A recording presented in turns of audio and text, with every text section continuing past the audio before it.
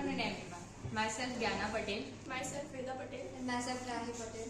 So today we are going to present on the digital integration project on the topic environment. Can you imagine our life without the lush forests, clean rivers and the chirping of the birds? How would it affect our life? Imagining our life without these all things is kindly impossible to us, because environment provides us with the basic requirements for the survival of a human. It provides us with food, air, water and etc. The word environment is derived from a French word environ, meaning surroundings. Environment can be classified into two types: natural environment and human-made environment. Natural environment. It consists of living and non-living things like air, water, mountains, etc. The natural environment consists of biosphere, hydrosphere, lithosphere and atmosphere. Lithosphere, which includes all the land on the earth, and biosphere, which includes the water bodies on the earth, and atmosphere, it is a thin layer of gases which includes all types of gases, and biosphere, it is a combination of all types of spheres. The natural environment can be subdivided into two parts: biotic and abiotic.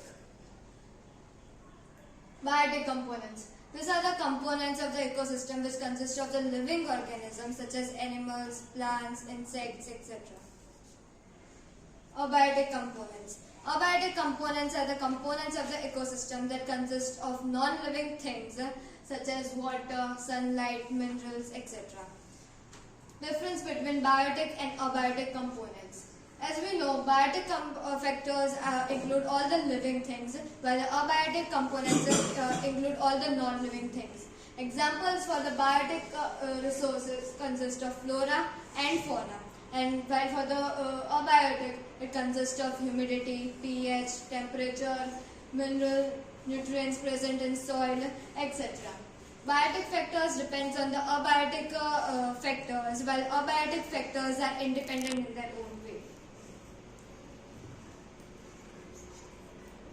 Our environment provides the platform for the interaction between two factors, because biotic factors depends on the abiotic factors to fulfill the requirements such as for growth and etc.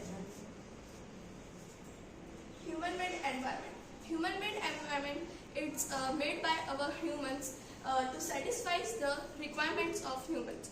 Human environment includes human activities and their interaction with the biotic components. It comprises the structure made by humans such as houses, buildings, parks, bridges, etc. Human-made environment. In addition to this, human-made environment also includes all the social institutions and organizations which we see in our society. Thus, the human-made environment consists of physical factors, biological factors, cultural factors, and social factors. The difference between natural environment and human-made environment. Natural environment consists of all the natural things that are found in the nature that are living and non-living things, whereas the human-made environment, the things are artificially made as per the requirements for the human beings.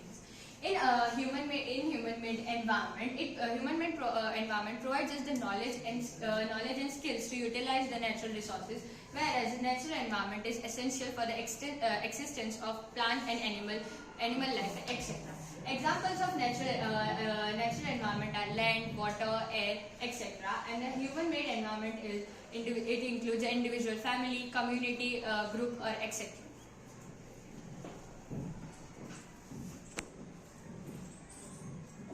Interplay between human-made and natural environment. Our activities does not only impact our lives, but it also impacts our environment. How do we use the resources? How we clean our environment, etc. affects the environment hugely.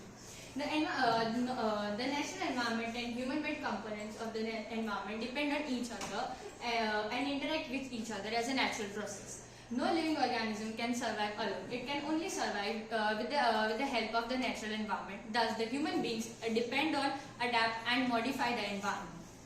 As we delve deeper into the environmental topics, we should understand that our concerns does matter. Environmental topic is not an abstract topic, it is like our home. So, we should fulfill it, cherish it, nurture it and serve it as a gift for the future generations. Definitely. What is the conclusion of this topic? The conclusion of the topic is that we should really care about our environment and work with our environment in such a way that it doesn't harm the environment Yes. and sustainably